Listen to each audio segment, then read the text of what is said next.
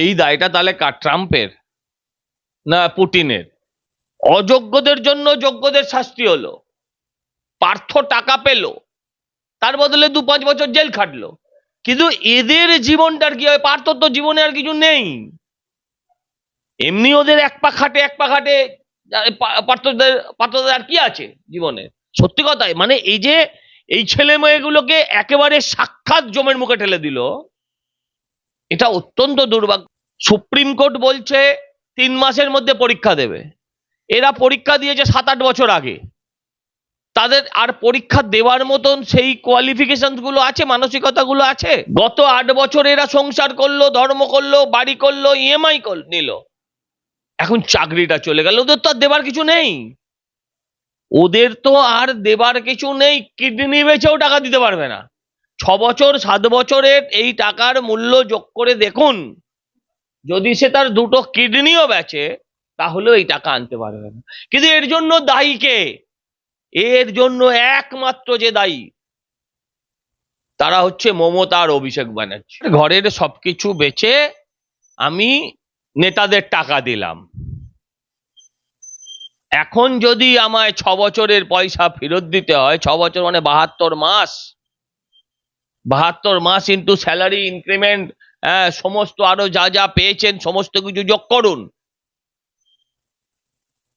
ও পরিবারের কিডনি বেচলেও টাকা আসবে না। ফ্যামিলির কিডনিও যদি বেচে দেয় তাহলে ওই টাকা আসবে না। অভিষেক ব্যানার্জি চাকরি বেচে দলের ফান্ডিং করা, দলের ফান্ডিং এর নামে নিজের শান্তিনিকেতন তৈরি করেছে। এই পদ্ধতিটা তিনি চালু করেছিলেন। এখন আর ওই জনৈক অভিষেক আর মানুষ শুনতে চাইছে না। এদেরকে খাঁচার ওপারেই বাংলার মানুষ এখন দেখতে চায়। এ পাপের বোঝা এই বাংলার এই লেডি হিটলার, কি একে চাল ছোবড়াজও বলা যায়, লেডি চাল ছোবড়াজও বলা যায়, মানে চোরেদের রানী সেটাও বলা যায়, তাকে কিন্তু ভোগ করতেই হবে। এইসব বুড়ো ভাম নেতাগুলোর ঘরে কোটি কোটি টাকা, জানোয়ারের বাচ্চা ওই কাকু, ভাইপো, জেঠু, এদের এই পুরো নেক্সাসে 26,000 ছেলে মেয়ে। মুশকিল হচ্ছে, মজা হচ্ছে, এখানে মমতা ব্যানার্জি যাদের বলেছিলেন না যে গরুর দুধ খায় সে গরুর লাথি খেতে হয়, যে গরুর দুধ খায় তাদের অনেকে চাকরিও খেয়েছে মমতাজি। যে যাদের থেকে এরা টাকা খেয়েছিল, এই যারা টাকা দিয়ে চাকরি পেয়েছিলেন তারা এবার ওই নেতাদের বাড়ি অভিযান করুন, তারা নেতাদের বাড়ি অভিযান করুন, এবং যাদের জন্য চাকরি খেয়েছে এবার এই জনগণ যেন তাদের খেয়ে নেয়। হাইকোর্ট যা রায় দিয়েছিল সেই রায় বহাল রাখলো একেবারে সুপ্রিম কোর্ট।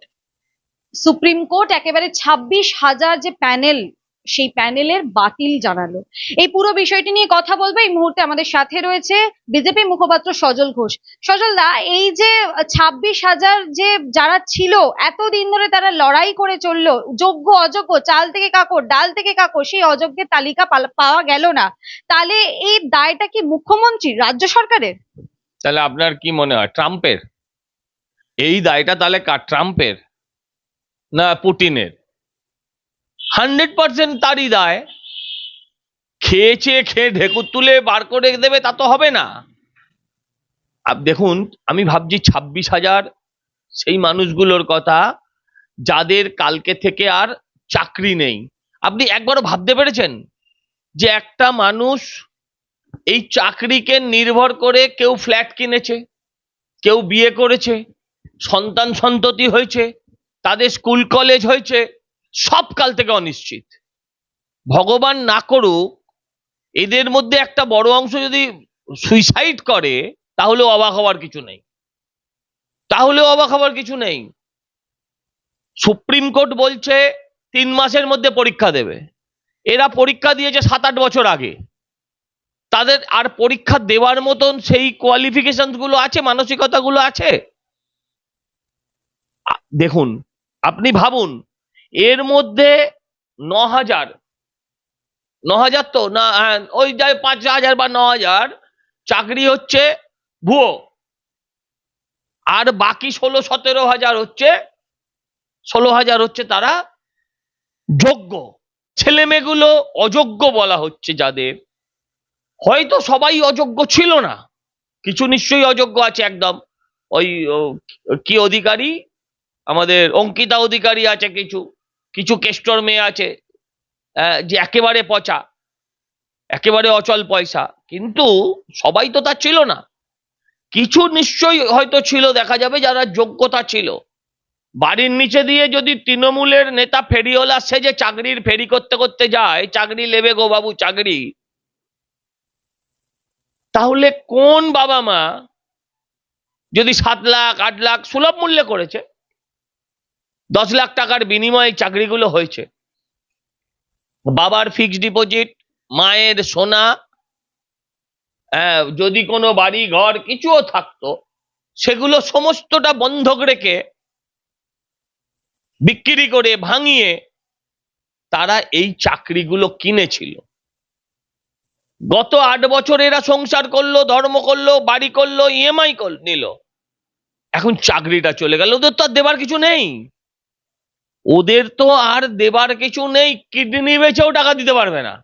6 বছর 7 বছরের এই টাকার মূল্য যোগ করে দেখুন, যদি সে তার 2টো কিডনিও বেচে তাহলেও এই টাকা আনতে পারবে না।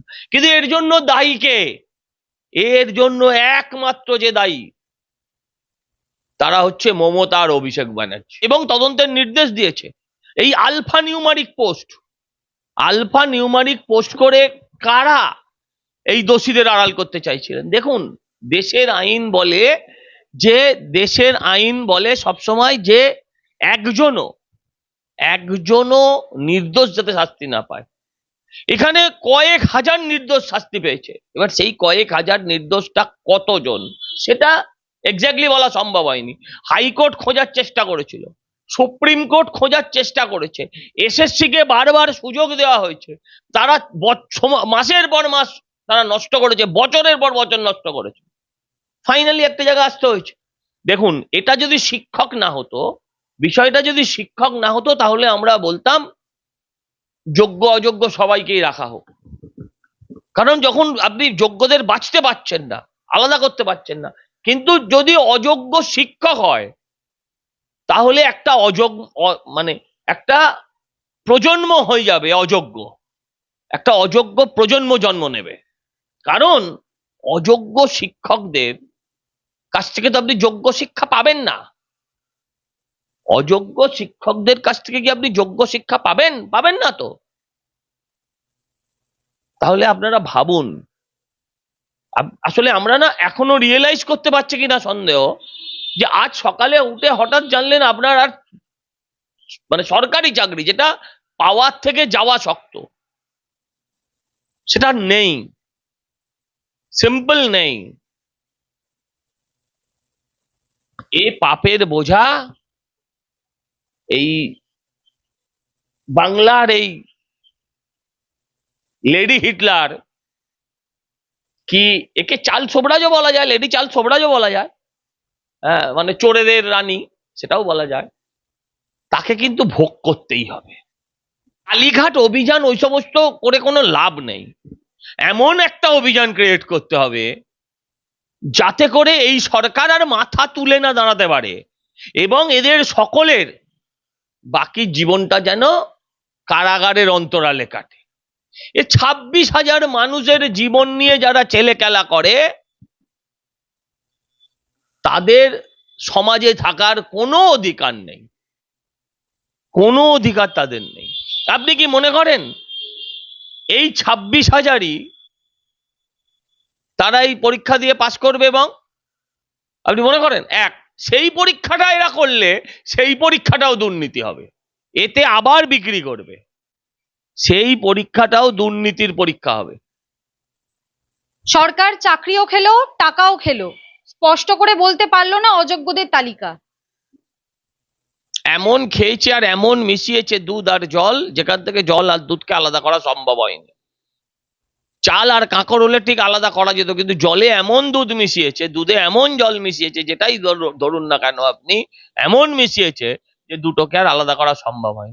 আপনি ভাবুন, এইসব বুড়ো ভাম নেতাগুলোর ঘরে কোটি কোটি টাকা, জানোয়ারের বাচ্চা ওই কাকু, হ্যাঁ ভাইপো জেঠু, এদের এই পুরো নেক্সাসে 26,000 ছেলে মেয়ে। মুশকিল হচ্ছে, মজা হচ্ছে, এখানে মমতা ব্যানার্জি যাদের বলেছিলেন না যে গরুর দুধ খায় সে গরুর লাথি খেতে হয়, যে গরুর দুধ খায় তাদের অনেকে চাকরিও খেয়েছে মমতাজি। মুখ্যমন্ত্রী যদি বলেন যে বিরোধীদের জন্য, তাদের মামলার জন্য এই প্যানেলটা বাতিল হয়েছে, সেক্ষেত্রে আপনারা কি? না না, এটা বোকা বোকা কথা। বিরোধীরা মামলা করেনি, যারা চাকরি পায়নি তারা মামলা করেছে। যারা চাকরি পায়নি তারা মামলা করেছে। যারা যোগ্য ছিল, যারা জানে যে আমার থেকে কম নাম্বারের অযোগ্যরা হয়ে গেছে, চাকরি পেয়ে গেছে, আর যোগ্য পায়নি, আর এরা চুরিটাও অর্গানাইজলি করতে পারেনি, এমন ছড়িয়েছে চতুর্দিকে যেটা চুরিটাও অর্গানাইজলি করতে পারেনি। এরা যে লিস্ট বার করেছে সেই লিস্টেই এত হাজার হাজার গাফিলতি, তাতে পরিষ্কার ধরা পড়ে গেছে যে আমার নাম্বার বেশি থাকা সত্ত্বেও আমি চাকরি পেলাম না, আমার থেকে পিছিয়ে থাকা ছেলের চাকরি হয়ে গেছে, পরিষ্কার হয়ে গেছে মানুষের কাছে। এমন চুরি করছে, মানে লোকে বলে পুকুর চুরি। সত্যি আমরা পুকুর চুরি কি জানতাম না, শুনতাম, বলতাম, কথার কথা সবাই বলে এসছে এই হচ্ছে পুকুর চুরি, এই হচ্ছে আস্ত পুকুরটাই চুরি, পুকুর থেকে দুটো মাছ চুরি করেনি। আরেকটা প্রসঙ্গ, যে এত কিছু হওয়ার পর এই সরকারের কি নৈতিক ক্ষমতার অধিকার? নৈতিক অধিকার নেই, কোনো নৈতিক অধিকার নেই এই সরকার আর এক মিনিটও নিজেদের মন্ত্রী, নিজেদের সরকার, নিজেদের কর্তৃত্ব জাহির করে। কিন্তু মুশকিল হচ্ছে এই নীতি নৈতিকতার প্রশ্ন আমি করব কাদের সামনে? এই নীতি নৈতিকতার প্রশ্ন আমি কার সামনে করব? মমতা ব্যানার্জির সামনে? এটা শুনলেও হাসি পাচ্ছে। আচ্ছা, 26,000 এই যে যারা ছিল, তারা এখন কালীঘাট অভিযানের ডাক দেবে নাকি আন্দোলনের ডাক দেবে, রাস্তায় পথে নামবে? তারা তো এতদিন পথে আমি এটাও জানি না। আন্দোলন করে, কালীঘাট আন্দোলন করে কিংবা নবান্ন অভিযান করে সুপ্রিম কোর্টের রায়কে টালানো যাবে? আইনই একমাত্র রাস্তা। বাস্তব হচ্ছে আন্দোলন করে টালানো যাবে না, কিন্তু আন্দোলন করতে হবে। কিসের জন্য? চাকরির দাবিতে আন্দোলন এখানে করে লাভ নেই। এই মুখ্যমন্ত্রী যাতে আগামী দিন আর কারোর জীবন নিয়ে খেলতে না পারে, এই সরকার যাতে আগামী দিন এই রকম ভাবে মানুষের জীবন নিয়ে খেলতে না পারে, তার জন্য আন্দোলন করতে হবে। কিন্তু এই 26,000-এর আর আন্দোলন করার কোনো জায়গা আছে বলে আমি মনে করি, কারণ হাজার আন্দোলন করেও সুপ্রিম কোর্টের রায় সে তো আইন মেনে হয়, সেটায় কোনো পরিবর্তন হবে না। কিন্তু আন্দোলন চাই, ভয়ঙ্করতম আন্দোলন, যে এটাই যেন শেষ অত্যাচার হয়। একেবারে শেষ প্রশ্ন, মুখ্যমন্ত্রী আজকে নবান্নের জরুরি বৈঠকের ডাক দিয়েছে, এই জরুরি বৈঠক কেন? কি কি থাকবে সেই জরুরি বৈঠকে? বুঝতে পেরেছে যাদের থেকে উনি খেয়েছেন এবার তারা ওকে খেতে আসবে, এটা উনি বুঝতে পারছেন। প্রথম হচ্ছে ওনার একদম শনির 7.5 চলছে মমতা বন্দ্যোপাধ্যায়, একে রামে রক্ষে নেই, আবার এখন এসএসসি দোসর হয়েছে, একে রাম রাম রাম রাম করে তো পাগল হয়ে গেছে। হ্যাঁ, তার মধ্যে আবার এসএসসি ফোড়া। হ্যাঁ, মানে এই সরকার মাথার চুল থেকে পায়ের নখ অব্দি দুর্নীতিতে নিমজ্জিত। তাই সাম্প্রদায়িক শক্তির উপর ভর করে, ওয়াকফের উপর ভর করে, হ্যাঁ, তারা এই নামাজ হিজাব এসবের উপর ভর করে